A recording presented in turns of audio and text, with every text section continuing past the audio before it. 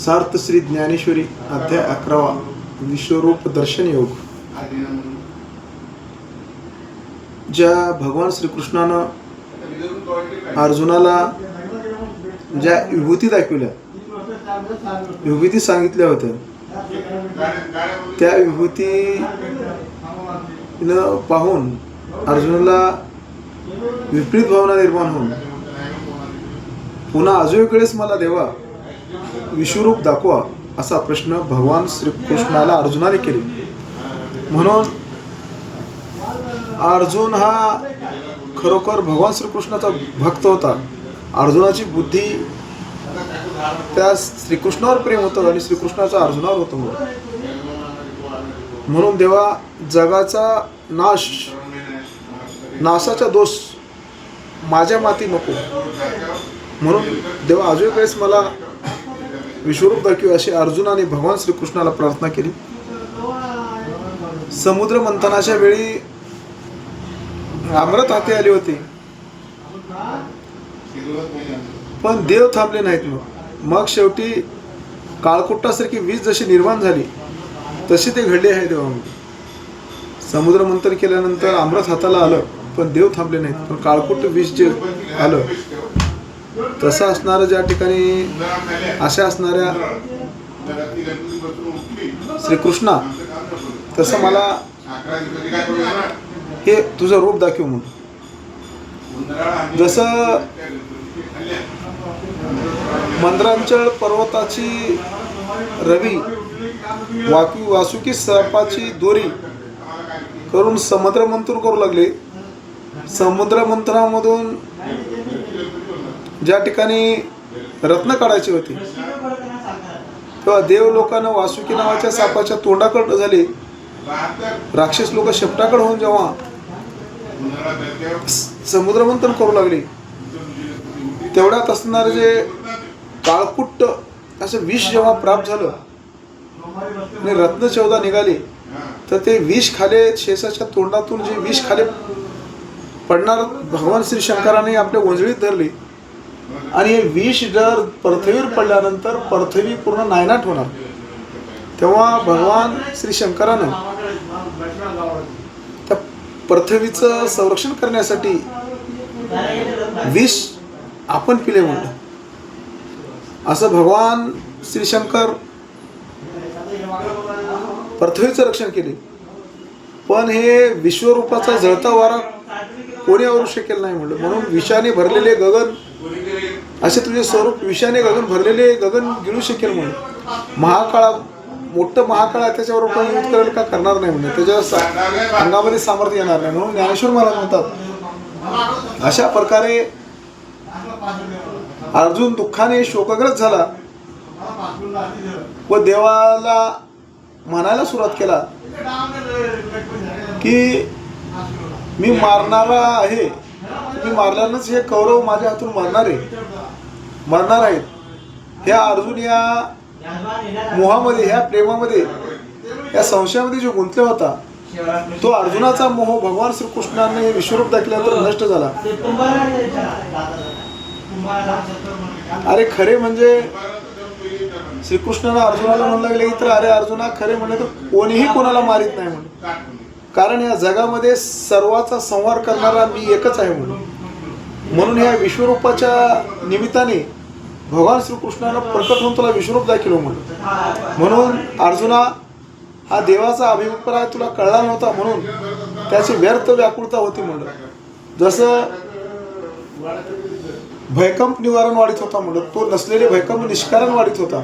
अर्जुन म्हणाला त्याप्रमाणे आकाशामध्ये बघता बघता मेघ नाहीसे व्हावेत, त्याप्रमाणे तलवार आणि चिलकते यांच्यासह असलेली दोन्हीकडची सैन्ये एकाच वेळी तोंडात गेली म्हणून. कुणाच्या? भगवान श्रीकृष्णाच्या. महाप्रलयाच्या शेवटी जेव्हा मृत्यू विश्वावर कोपतो तेव्हा स्वर्ग पाताळ या सगळ्या 21 मिठी घालतो म्हणून. किंवा प्रतिकूल अदृष्टामुळे किंवा दैव उदासीन असल्यावर, दैव जर उदासीन असेल तर कितीही जर संपत्ती आपण साठवून ठेवण्याचा प्रयत्न केला तर आपली लक्ष्मी त्या ठिकाणी राहणार नाही. पैसा साठवून ठेवतो म्हटलं तरी पैसा त्या ठिकाणी थांबणार नाही म्हणून, आपलं दैव उदासीन असेल तर. त्याप्रमाणे एकत्र झालेली एकदम या मुखामध्ये प्रवेश करतात. कर्मगतीने त्याच्या तोंडातून एकही सुटत नाही. उंटाने जसे अशोक वृक्षांचे शेंडे चगळून टाकावेत, त्याप्रमाणे या विश्वरूपाच्या मुखात हे लोक वाया गेले. त्यांची मुकुटासह डोकी दाडांच्या सांडशीत अडकलेली आहेत. त्यांचे चूर्ण कसे होते प्रत्यक्ष दिसत आहेत. त्या मुकुटावरील रत्ने दाताच्या पट्टीत, तर त्यांचे चूर्ण जिभेच्या बुडाशी लागलेले, काही चूर्ण दाताच्या अग्रभागावर माखलेले आहे. म्हणून कदाचित असे असेल की विश्वरूप काळाने लोकांची शरीरे तेवढी शक्तीने गिळून टाकली, परंतु त्या जीवांच्या शरीरांची मस्तके मात्र अवश्य राखून ठेवली. देहावयामध्ये शुद्ध ज्ञानतंतूने युक्त उत्तमांगे ही मस्तके असतात. म्हणून की काय, महाकाळाच्या तोंडात जाऊनी शेवटी तसा चूर्ण स्वरूपात उरली आहेत. नंतर अर्जुन म्हणाला, काय विशेष आहे. जसं जन्मलेल्याला दुसरा मार्गच नाही. सर्व जग हे आपोआप मुखडोहात प्रवेश करत आहेत म्हणलं देवा. सर्व तुझ्या मुखामध्ये हे प्रवेश करीत आहेत. हे सृष्टी तुझ्या तोंडामध्ये सामावून लागली आहे म्हणलं, वदनाच्या वाटेला लागली आहे म्हणलं. तुझ्या सृष्टी पूर्ण पृथ्वी तू तोंड आ केल्यानंतर तुझ्या तोंडामध्ये पृथ्वी गिळून जाणार आहेत म्हणलं. हे विश्वरूप उगत जिथल्या तिथे मिळत आहे म्हणलं देवा. जे ब्रह्मादिक सर्व देव आहेत ते उंच असलेल्या मुखात तुझ्या मुखामध्ये धावत आहेत. नंतर इतर जे सामान्य पितर गंधर्व ते खालच्या अलीकडच्या तोंडात भरत आहेत म्हणलं देवा. म्हणून आणखी इतर प्राणी ते सर्व उत्पन्न ठिकाणीच ग्रासले जात आहेत, पण यांच्या मुखातून काही सुटू शकत नाही. मोठ्या नद्याचे प्रवाह जसं समुद्राला येऊन मिळतात, त्याप्रमाणे जग सर्व बाजूने तुझ्या मुखात प्रवेश करत आहे देवा. आयुष्याच्या मार्गामध्ये दिवस रात्रीच्या पायऱ्या करून हे सर्व प्राणीजात तुझ्या तोंडामध्ये प्रवेश करत आहेत. म्हणून जसं डोंगराला आग लागली, आग लागल्यानंतर त्या वनवा लागलेल्या डोंगराच्या दरीमध्ये पतंगाचे त्याप्रमाणे सर्व विश्व या वदनामध्ये पडत आहे. वनवा जर डोंगराला लागल्यानंतर काही त्या ठिकाणी जळून जाणार आहे. म्हणून जे प्रवेशले त्यांची नामरूपे तापलेल्या लोखंडाने जसे पाणी शोषून टाकावे, त्याप्रमाणे वहीवाटीतून पुसली गेली आहेत. म्हणून जसं जंगलाला आग लागल्यानंतर काही जसं जळून जाते, तसं लोखंडाला लाल केल्यावर जसं पाणी गिळून टाकावं म्हणून, तसं असं असणारं जे अर्जुना सांगायला सुरुवात केली आहेत म्हणून की तसं तुझ्या तोंडामध्ये सर्व वदने, सर्व देवाधिक देव, ब्रह्मदेव, देव, गंधर्व, पितर सर्व तुझ्या तोंडामध्ये सामावून गेले आहे देवा. जसं माणसानं भोजन केल्यानंतर त्याची भूक कमी होत नाही, याची जठराग्नी किती तीव्रपणे उदयाला आली आहे. भूक लागल्यानंतर भूक कमी होत नाही म्हटलं, जठराग्नी तीव्र उदयाला आली आहे. जसं रोगी आजारातून उठावा, रोगी माणूस आहे जसं आजार कमी झाल्याने उठावा, किंवा भिकारी दुष्काळातून प्राप्त होऊन त्याला श्रीमंत व्हावा, त्यांना जशी खाका श्रीमंत होईल्यानंतर त्याला समोर पंचपक्वान अन्न जेवण पाहिल्यानंतर कोणतं अन्न खावं हे जिभेने ओठावर चाटताना त्याची गडबड होते. म्हणून त्याप्रमाणे खाण्याचे नावाचे काही ह्या तोंडापासून दूर राहिलेच नाही. काय तुझ्या चविष्ट खाण्याची अपूर्वता म्हणलं. जणू काही समुद्राचा एकच घोट करावा की पर्वताचा एकच घास करावा, किंवा पूर्ण ब्रह्मांडोगल दाढेखाली घालावा, सर्वच दिशा गिळाव्यात, चांदण्या चाटून खाव्यात. हे देवा, या प्रकारची तुझी हाव सहजपणे लक्षात येते की पूर्ण हाव करून तू असणारे पृथ्वीतलच तुझ्या तोंडामध्ये गिळून चाललेला आहे. ज्याप्रमाणे उपभोगाने अभिलाषा वाढते किंवा सर्पणाने आग भडकते, माणसानं आशा जर केलं तर अभिलाषा वाढत जाणार आहे. माणसाला कितीही जर धन प्राप्त झालं तर आशा वाढणार आहे.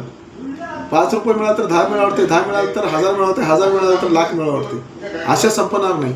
एखाद्या ठिकाणी अग्नी लागलेली आहे, अग्नी लागल्यानंतर त्यात लाकडे पडले आहेत, लाकडे पडल्यानंतर जसं अग्नी भडकत जावं म्हणून, तसं तुझी हे तोंडे अधिकाच असणार जे खाका करीत आहेत, सर्व जग तुझ्या तोंडामध्ये सामावून जात आहे.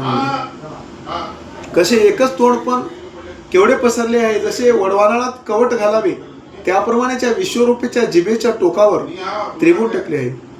असंख्य तोंडे आता ही एकमुखाची कथा आहे. अशी कितीतरी विस्तीर्ण प्रज्वलित खाका करणारे मुखे असंख्य आहेत. पण आणि इतक्या मुलांना खाण्यासाठी इतकी त्रिभुवने कोठून असणार किंवा इतक्या मुखांना आहार मिळाला नसताना देवाने एवढ्या मोठ्या प्रमाणात ही मुखे का बरी वाढविली. या देवाला एवढं जेवण्यासाठी खाण्यासाठी मिळतो का म्हणलं, एवढं देवानं मुख का वाढविले म्हणून हे गरीब जग वदनांतून निघणाऱ्या ज्वाळेचे भक्ष बनले. जसे वनव्याच्या वेळात हरिण सापडतात, एखाद्या वेळेस जंगलामध्ये वनवा लागल्या हरिण सापडल्यानंतर असं तळमळ व्हावं, तसे जगाचे झालेले आहे म्हणलं. कारण तुझ्या तोंडामध्ये सर्व विष जग सामावून चाललेलं आहे. देवा तू लोकांना तारणारा नसून त्यांचे कर्म ओढवले आहे. जणू काही चराचरावर हे काळरूपी जाळेच पसरले आहे म्हणून देवा सर्वला तारणारा तूच आहेत, पण त्याचे कर्म चांगले पाहिजे. आता या अंगकांतीच्या जाळ्यातून चराचर विश्व कसे बाहेर पडेल.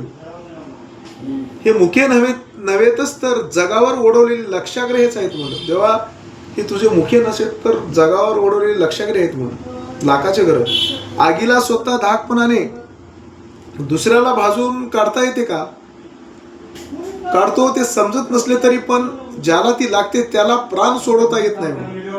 नाहीतर आपल्या तीव्रपणाने दुसऱ्याचा कसा नाश होतो हे शास्त्री जाणतात का. किंवा आपला मारकपणा विष जाणत नाही. जसे विष पासून विष घेणारा माणूस मरतो पण त्या विषाला मी मारक आहे म्हणून कळणार नाही. त्याप्रमाणे तुला आमच्या उग्रपणाची आठवण नसले तरी पण अलीकडच्या तोंडामध्ये जगाची होळी झाली. देवा सकळ विश्वाला व्यापून असलेला तूच एक आत्मा आहेस. देवा सगळ्याला सर्व व्यापून असलेला तूच एक आत्मा आहेस, तुझ्याशिवाय कोणी नाही. पण आम्हावर प्रत्यक्ष मृत्यूसारखा का आवडवलास, आम्हाला मृत्यूसारखा का आवडवलास देवा. तरी मी आता जगण्याची आशा सोडून दिली आहे असे अर्जुनानं भगवान श्रीकृष्णाला म्हणू लागलेलं आहे. तेव्हा तूही न भीड धरता मनात असेल ते मला सुखाने सांग म्हणलं. ह्या मोठ्या स्वरूपाला उग्र रूप व मोठं स्वरूप पाहून तू किती वाढविणार आहेस. अरे भगवंता तुझ्या ठिकाणचे भगवंत पण ईश्वरत्व पालन करण्याची वरती आठव नाही तर निदान माझ्यावर तरी कृपा कर देवा. सर्वाचं पालन करणारा एवढा भगवान माझ्यावर कृपा कर देवा म्हणू लागलो. तेव्हा वेदाकडून जाणल्या जाणाऱ्या त्रिगुणाच्या अधिकारना विश्ववंदे अशा तुम्ही माझी विनंती आहे का. ज्या 6 शास्त्र 18 पुराण सर्व वेद तुम्हाला मानते, स्वर्ग मृत्यू पाताळामध्ये जगाला वंदे असणाऱ्या माझी विनंती आहे का असं अर्जुन भगवान श्रीकृष्णाला म्हणू लागलं. आणि अर्जुनाने भगवंताच्या चरणावर मस्तक ठेवून आणि श्रीकृष्णाला बोलू लागली की माझे समाधान होण्यासाठी देवा विश्वरूप विचारले आणि ते विश्वरूप तू दाखविलेस व त्रिभुवनच पूर्ण घेऊन जात आहे म्हणजे विश्वरूप स्वर्ग मृत्यू पाताळ. तरी देवा तू कोण आहेस. इतकी भयंकर तोंडे का गोळा केली म्हणलं. देवा तू कोण आहेस. एवढे भयंकर तोंडे का गोळा केलीस. सगळ्यांच्या हातामध्ये शस्त्रे कसली आहेत म्हणजे अनेक हातामध्ये अनेक शस्त्रे आहेत म्हणलं. हे देवा तेव्हा तुझा रागीटपणा वाढून तुझा एवढा भयानक राग आहे की रागीटपणा वाढून गगनालाही कमीपणा का आणतोस म्हणलं. तुझे डोळे भयंकर मोठे असणारे करून आम्हाला भीती दाखवतोस देवा म्हणून. हे देवा येथे येम येण्याची इच्छा तू का करतोस. देवा येथे येम होण्याची इच्छा तू का करतोस म्हणलं. देवा एवढं मोठं रूप दाखवलास यमासारखं तर जगाला गिळून टाकतो की असं यमासारखं रूप दाखवलास देवा का बरं असं अर्जुन म्हणू लागलं. हा तुझा हेतू तू स्पष्ट कर. या त्याच्या बोलण्यावर भगवान श्रीकृष्ण म्हणाले मी कोण आहे.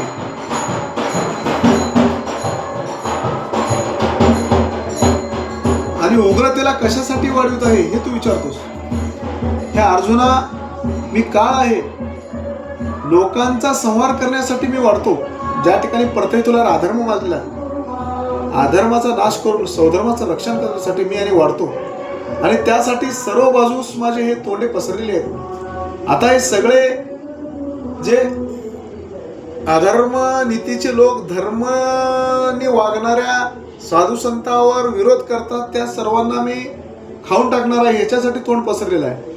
यावर अर्जुन म्हणू लागला अरे अरे अरे अगोदरच्या संकटाला मी देवा मी कंटाळलो म्हणून तुझी प्रार्थना केली तरी अधिकच वाईट रूपात प्रकट झालास देवा. एवढ्या चांगल्या रूपात प्रकट होशील असं मला वाटलं होतं. तेव्हा या भगवान श्रीकृष्णानं अर्जुनाचे बोलणे ऐकले आणि निराश झालेल्या अर्जुनाला कष्टी होईल म्हणून श्रीकृष्ण म्हणाले, अर्जुना एक गोष्ट सांगतो, ऐक म्हणलं. आता या संहाररूपी संकटातून तुम्ही पांडव बाहेर पडत आहात, तेव्हा जाऊ पाहणारे प्राण अर्जुनाने सावरले. तो मृत्यूरूपी महामारीमध्ये सापडलेला होता. मृत्यूरूपी महामारीमध्ये अर्जुन सापडलेला होता. पुन्हा श्रीकृष्णाचे बोल ऐकल्यावर सावध झाला आणि नंतर भगवान श्रीकृष्णाच्या बोलण्याकडे लक्ष देऊ लागला. तेव्हा श्रीकृष्ण म्हणाले, अर्जुना तुम्ही पांडव तेवढे माझे आहात, तुम्ही पांडव माझे आहेत जाण, पण जग ग्रसण्यासाठी मी उद्युक्त झाले आहे. म्हणलं जगाला जे अधर्मनीतीने वागतात ते ग्रसण्यासाठी उद्युक्त झालेला आहे. परले काळाच्या प्रखर प्रचंड अग्नीमध्ये लोण्याचा गोळा पडावा. परले काळ प्रखर प्रचंड अग्नी आहे. लोण्याचा गोळा पडल्यानंतर जसं विरघळून जावं तसं जग तुझ्या मुखामध्ये पडल्या विरघळून जाते, तेव्हा एवढे सामर्थ्य तुझजवळ आहे, असं अर्जुनानं श्रीकृष्णाला म्हणू लागले. त्यातील काहीच उरणार नाही हे तू खात्रीपूर्वक समज. हे सैन्य खोट्या प्रकाराची बडबड करीत आहेत म्हणून.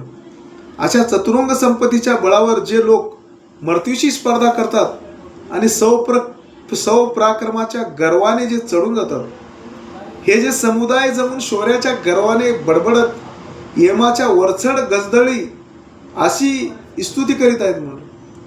जे म्हणतात सृष्टीवर आम्ही सृष्टी निर्माण करू, शपथ घेऊन मृत्यूला आणि विश्वाचा घोट घेऊ, संपूर्ण पृथ्वीच गिळून टाकू, आकाश तर वरच्यावर जाळू आणि वाऱ्याला बाणाने रोखून धरू. त्यांचे शब्द हाताळ्यापेक्षा तीक्ष्ण व अग्नीपेक्षा धाक होत मारण्याच्या कार्यात तर त्यांच्यापेक्षा काळकूट मधुर लागेल. गंधर्व नगरीचे लोट किंवा पोकळीचे भेंडोळे किंवा चित्रातील फळे खरोखर असतात का? राहणार नाही म्हणून. यांच्यासारखे वीर आहेत हे तू समज. अरे मरगोजळाचा पूर यावा किंवा कापडी साफ करावा किंवा समजून मांडलेला भोत असावा, तसे हे सैन्य आहे म्हणून. अरे मरगजळाचा पूर आल्यानंतर ते पाणी राहते का? राहणार नाही. कापडाचं साफ केलं तर राहणार आहे का? राहणार नाही. म्हणून हे कौरवाचे तसे सैन्य आहेत म्हणलं. कापडाच्या सापासारखे, मरगजळाच्या पाण्यासारखे. यांच्या हालचालीचे बळ मी पूर्वीच, जे हालचाल करायची ताकद आहे ते बळ मी पूर्वीच हे गिळून टाकलेलं आहे म्हणलं. कारण हे कौरव अधर्मनीतीने वागत होती. म्हणून आता हे कुंभाराकडच्या चित्रमूर्तीसारखी निर्जीव आहेत म्हणलं.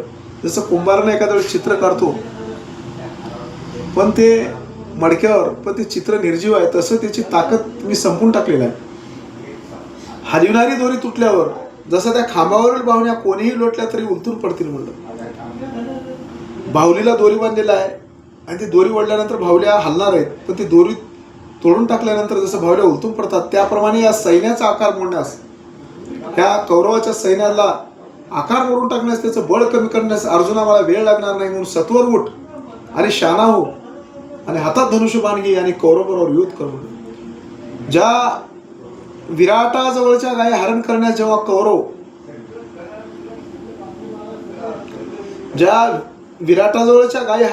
कौरव जेव्हा मत्स्य देशात आले होते, त्यावेळेस सरसकट सर्वांसच तू मोहनास्त्र घातलेस. विराटाजवळच्या गायी हरण करण्यासाठी कौरव माशाच्या वेशामध्ये आले होते, त्यावेळेस सर्वांना तू मोहनास्त्र घातलेस.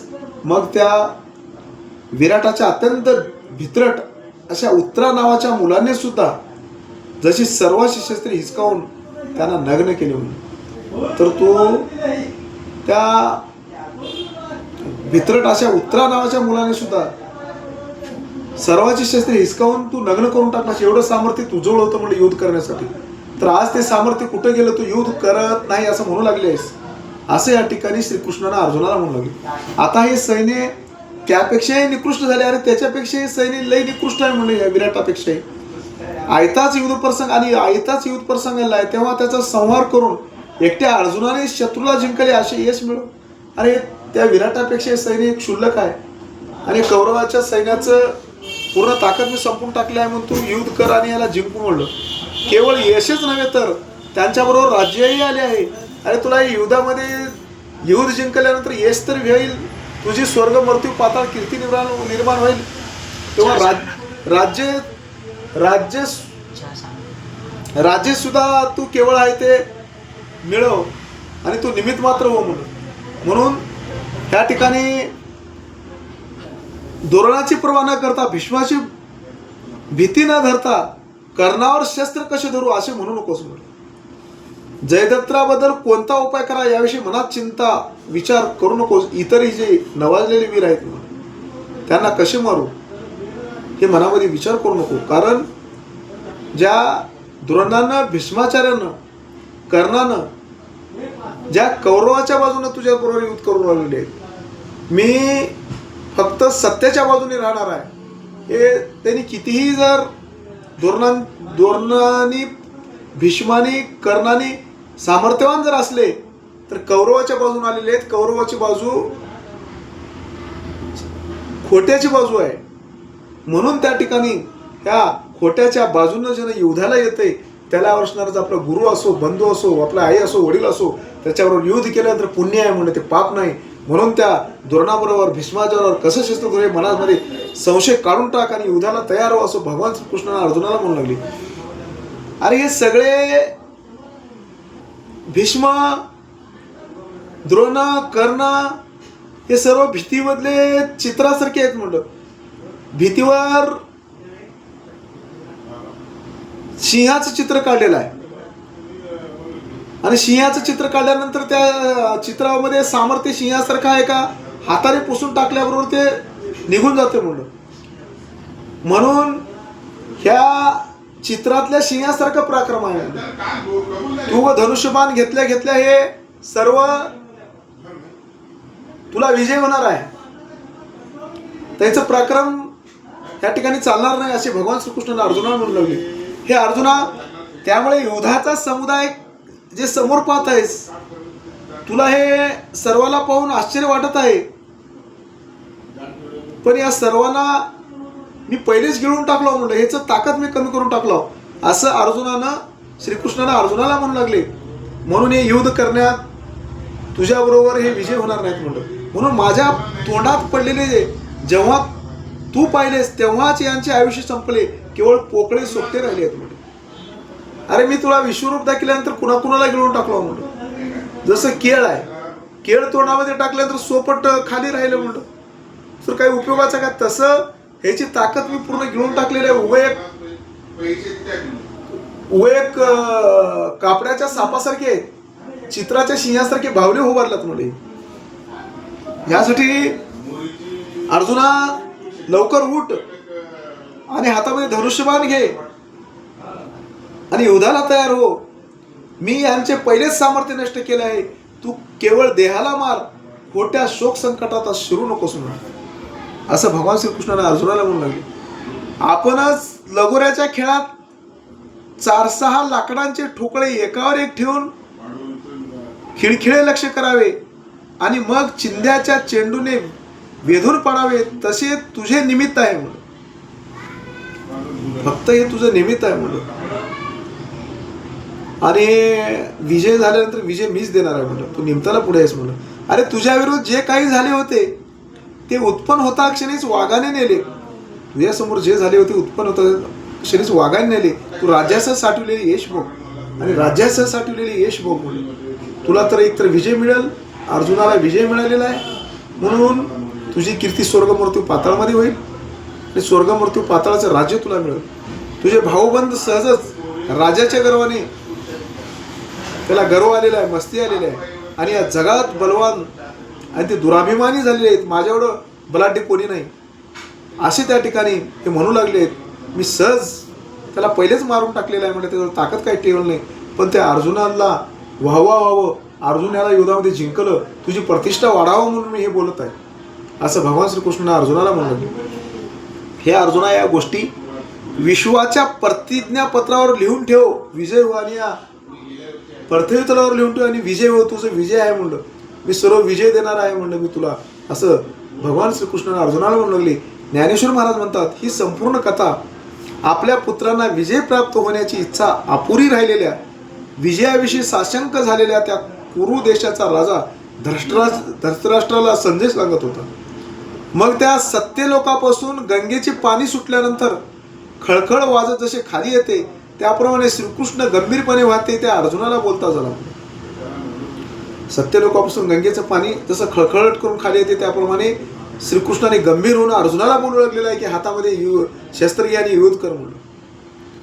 मेघाचे लोट एकाच वेळी गडगड करतात किंवा मंत्रांचळाने मंथनाची वेळी क्षीरसमुद्र जसा घुमघुमला म्हणून तसं आकाशामध्ये एकाच वेळेस ढग गडगड करतात आणि समुद्र मंथन करता वेळेस मंद्रांचळ पर्वत जसा घुमघुमला म्हणलं तसंच असणार या ठिकाणी तुझं सर्व झालेलं आहे. तुझं म्हणून तुझ्या सामर्थ्य आले म्हणून याच्याबरोबर युद्ध कर. तसेच विश्वाचे मूळ कारण, विश्वाचं मूळ जे कारण, व्यापक विश्वाची निर्मिती करणारा, व्यापक अनंत रूप धारण करणारा श्रीकृष्णाने गंभीर व मोठ्या स्वराने हे भाषण केले म्हणून. हे भाषण ऐकून अर्जुनाने थोडेसे ऐकले आणि त्यांच्या मनात सुख किंवा भय यापैकी कोणते दुप्पट भाव वाढले ते समजत नव्हते. पण त्याचे सर्वांग हे कापू लागले. हे भगवान श्रीकृष्ण शब्द ऐकून नम्रपणाने